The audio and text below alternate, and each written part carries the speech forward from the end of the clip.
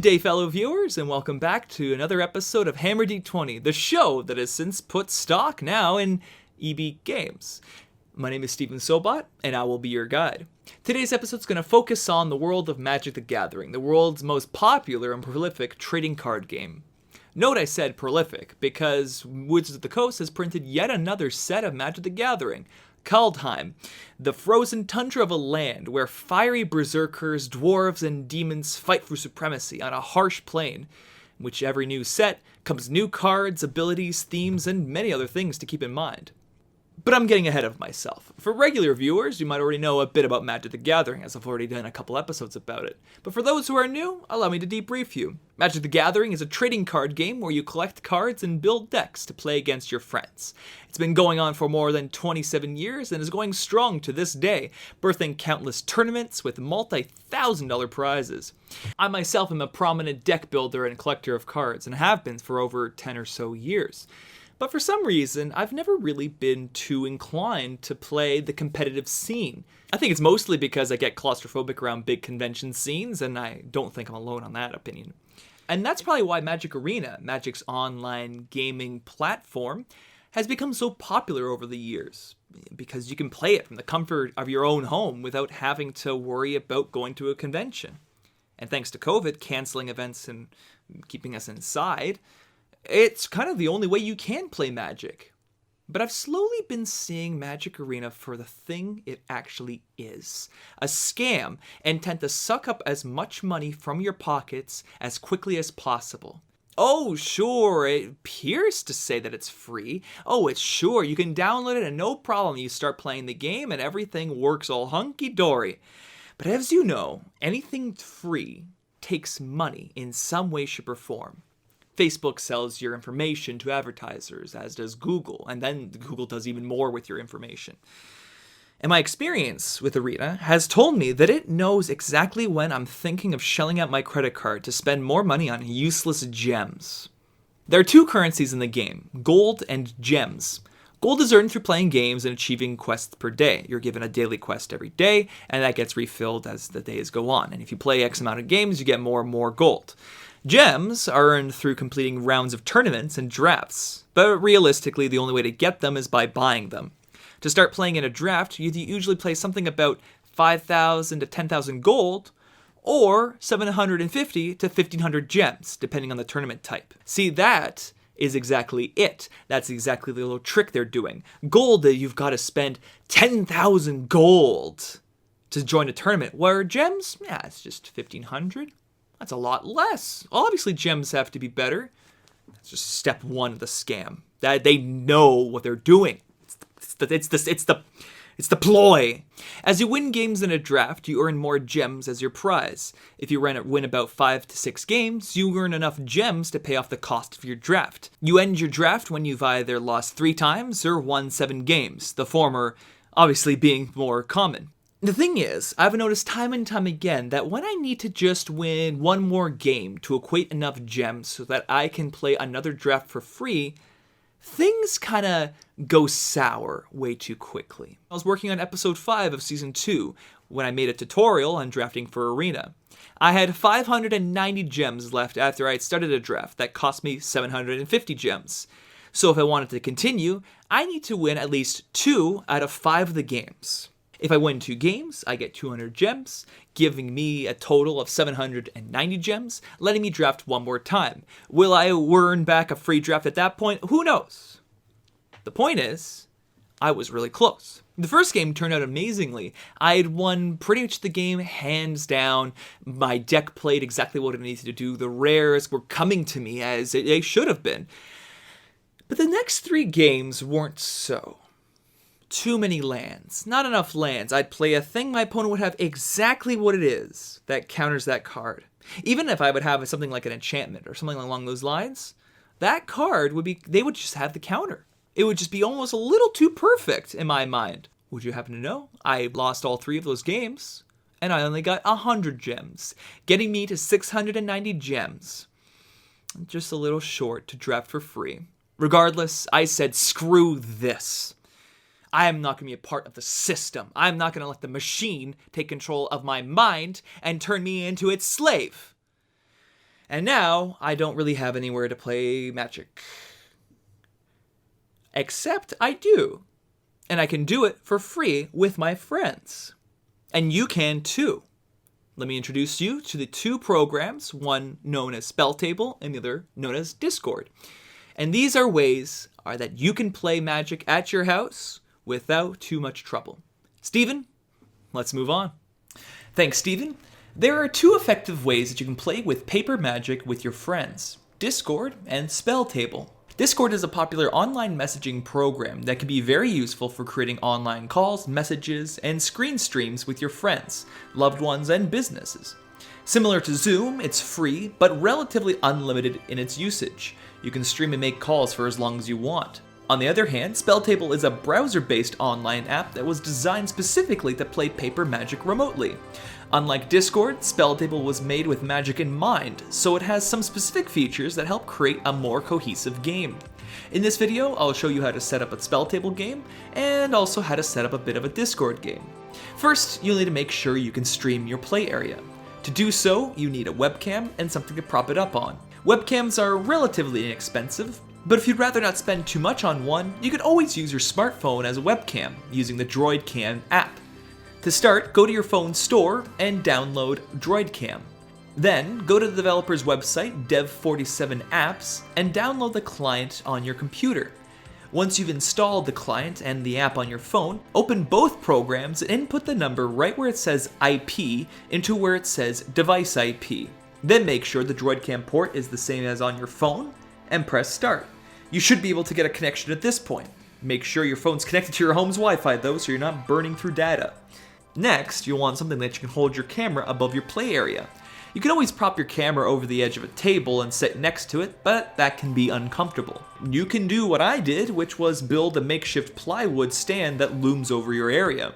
But if you don't have access to plywood, a saw, and a screw gun, you can always look online for tips on how to build something like this yourself. You'll have to get a bit creative with this, as many have already, so there's not much I can do to suggest help. But once you got this set up, let's hook up your microphone. You might not need to do anything, because many laptops already have a built-in microphone. You can use your webcam smartphone as a microphone as well, as DroidCam lets you use it as such. However, I always recommend getting a good standalone microphone, because it really does make a difference in sound quality. I myself have a Blue Yeti microphone, which goes from anywhere around $180. It's a little steep, but I've recorded all my voiceovers and audio for the show with this microphone, so if you like my sound quality, I'd highly recommend it. Regardless, table microphones are definitely the way to go, and you can probably find one for about $50 or so. Lastly, it's important to put on headphones while playing. Your microphone will pick up what your friends are saying through the speakers, and that will create an annoying feedback loop. Wearing headphones means that your microphone doesn't pick up those external sounds. With these things ready, let's make a SpellTable match. Go to the SpellTable website, log in or create your new account, and then go and press Create Game. Name it something silly and click Join Now.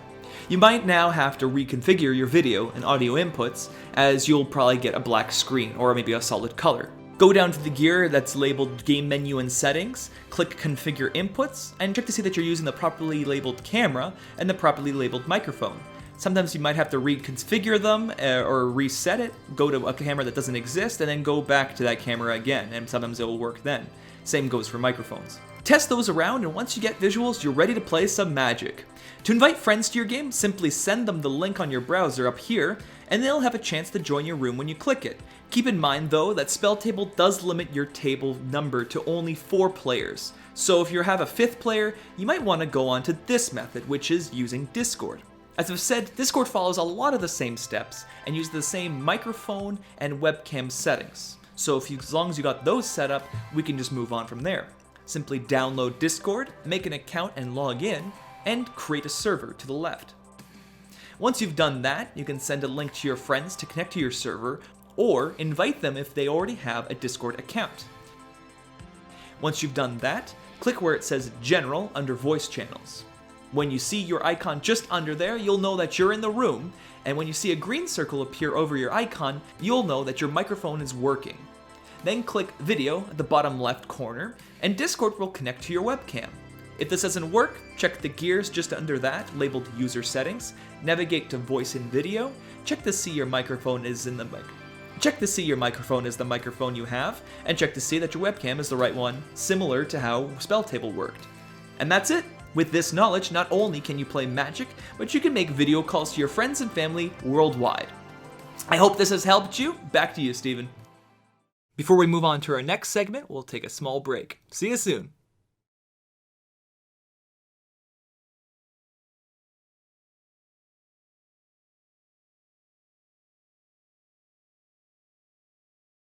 So now that I've shown you a way that you can play Standard, Limited, or Commander with your friends, I guess the question is, where can you get some of these cards that you're looking for if you need more?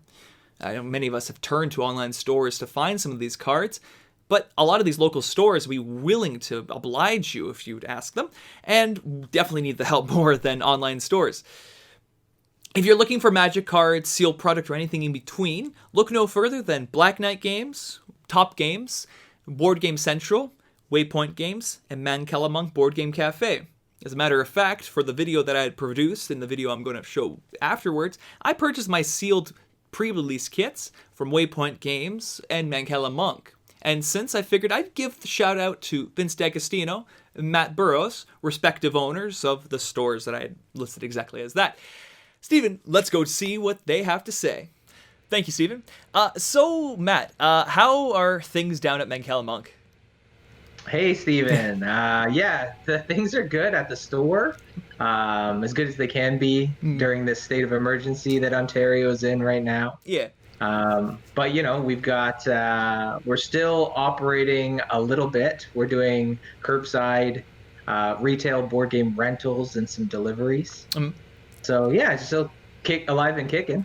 Stores, it's interesting, right? It's obviously things could be better, but given the context of what's happening right now, I'm really happy. Like the fact that I'm still open is incredible.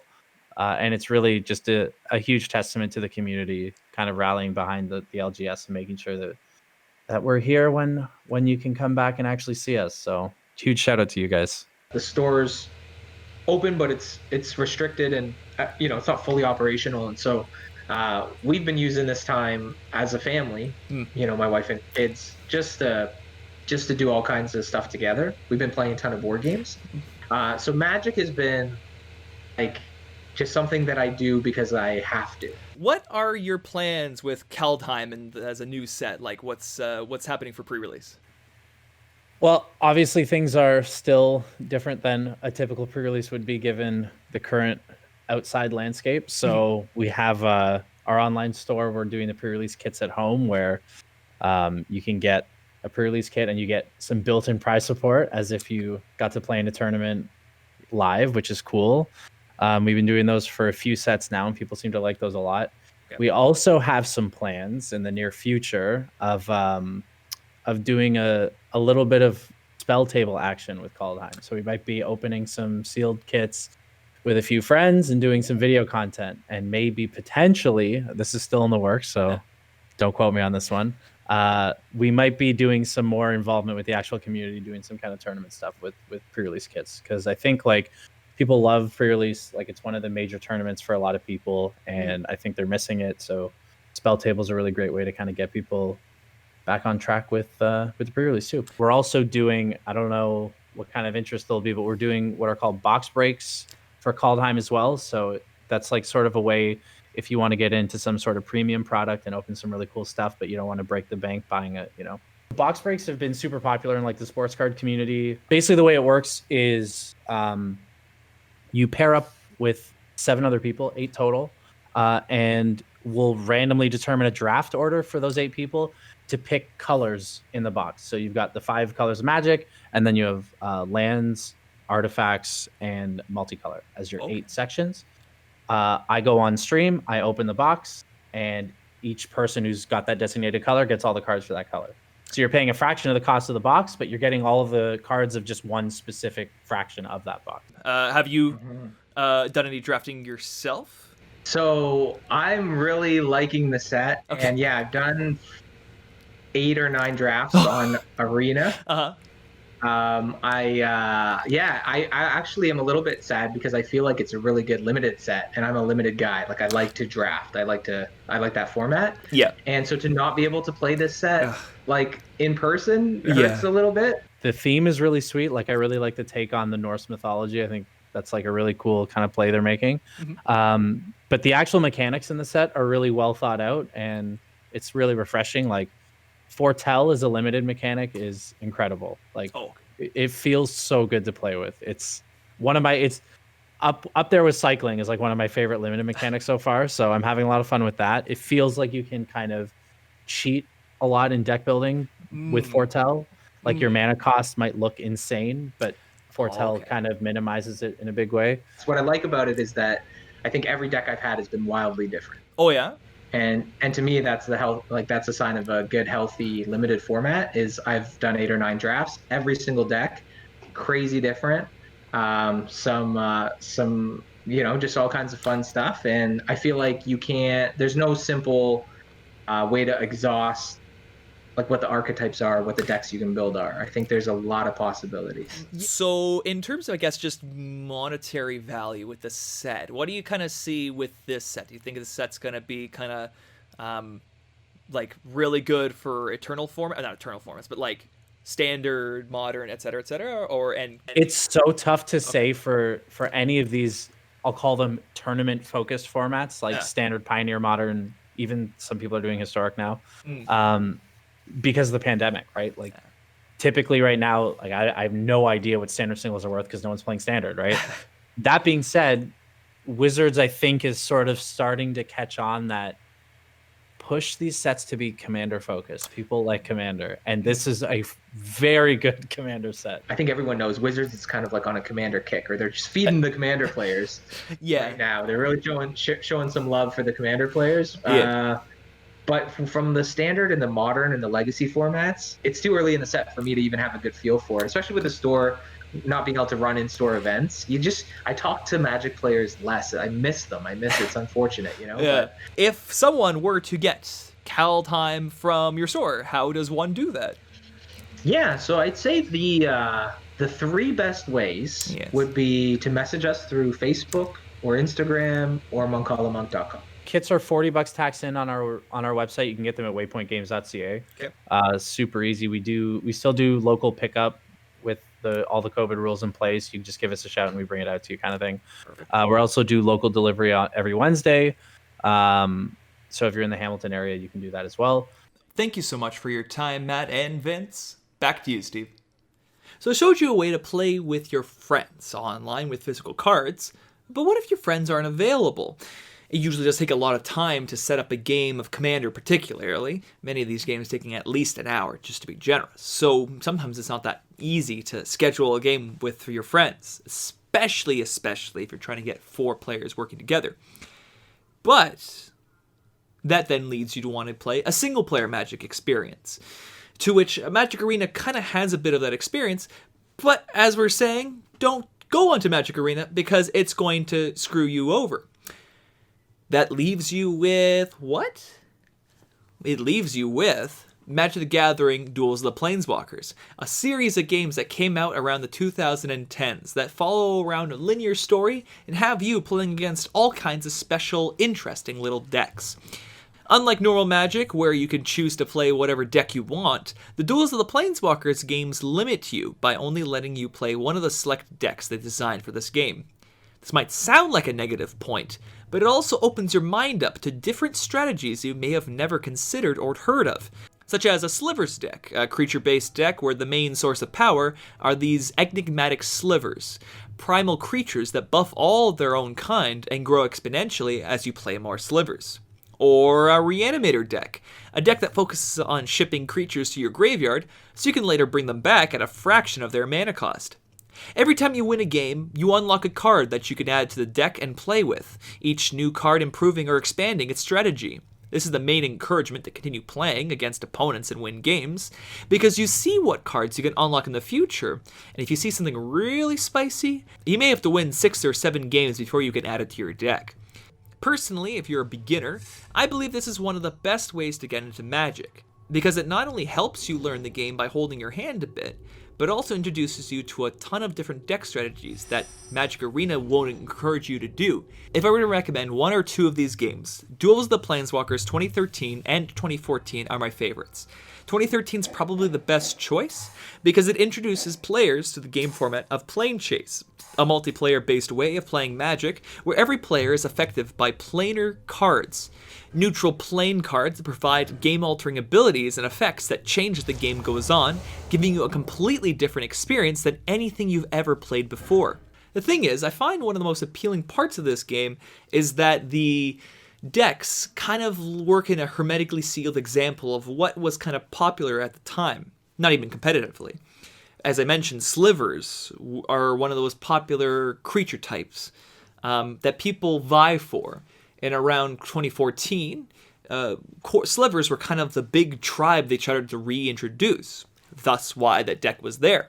So you get the idea that this is what was kind of the cool thing to do. But this was only made around a decade ago, more or less, not even less so. Magic the Gathering, Duels of the Planeswalkers maybe isn't the best example because things haven't changed too much. What if there's a game where things have changed so drastically? What if there's a game that gives you a hermetically sealed example of what Magic was in the 90s? Well, then look no further than Duels of the Planeswalkers Chandalar. Steven, let's go take a look.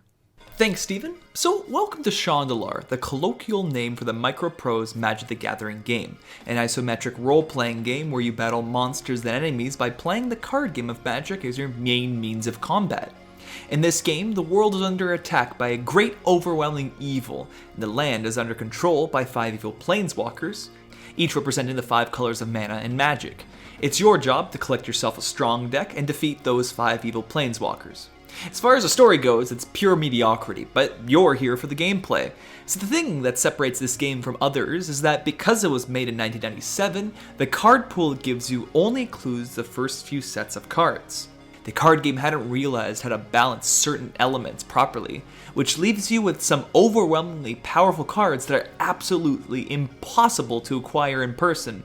So yes, Chandalar is most known for being the game where you can play Power 9, the 9 cards printed in Magic's early history that absolutely broke the game, and are now the crown jewels of the Magic card collection market. So much so that a near-mint copy of a Black Lotus, the most famous card in Power 9, is going for about $750,000. So you can play with one without having to spend almost 7 digits. But the real fun is getting to those cards. You travel through an isometric world map, going from town to town, completing small quests for the locals, acquiring cards to add to and improve your deck, and defeat enemy duelists roaming the world along the way. Being a hermetically sealed game of early Magic, Chandalar also includes the game mechanic of Ante, a game mechanic that has since been banned outright. At the beginning of each game, you and your opponent each ante a randomly assigned card from your deck, and whoever wins gets all the anteed cards. This adds a layer of deck collection, as you can hunt down certain opponents that you know specific cards you're looking for are in their deck. It also adds a layer of fear of failure, forcing you to give up precious cards that you work so hard to get. And then that's when you load an old save file and completely ignore that effect. In addition to Ante and Power 9, it also gives you an interesting look at how the game was played back then, most notably with rules changes. Mana Burn, the rule that you lose life if you haven't spent all your mana in your mana pool as you shift from phases, is back. This card type, Interrupt, is still considered, which were instances that follow its own set of rules and interactions. But I think the biggest change, the most appealing part of this game, are the deck strategies. Magic was quite primitive at this time, and win conditions were very few and far between. So the real challenge is figuring out what's the best way to make an effective and consistent deck with relatively ineffective cards. If you're an experienced Magic player, that's where the fun really begins. As you're progressing, you start to see which cards work well, and which cards are your end goals, defeating opponents and searching town markets for those specific cards to buy. Anyway, I can keep going on about what this game's all about, but I think you'll have to discover a lot of this for yourself. Chandalar is definitely a more experienced player's game, with the rather outdated user interface and the reliance on knowing what cards do. If you're new to Magic, I'd suggest playing one of the 2010s Duels games first, or playing with friends over Discord or SpellTable. If you're interested in playing this, the game is effectively abandonware, so it can't really be purchased anywhere. Because it was made in the 1990s, Windows 10 computers will have difficulty playing it unless you can find a fan-patched version of the game.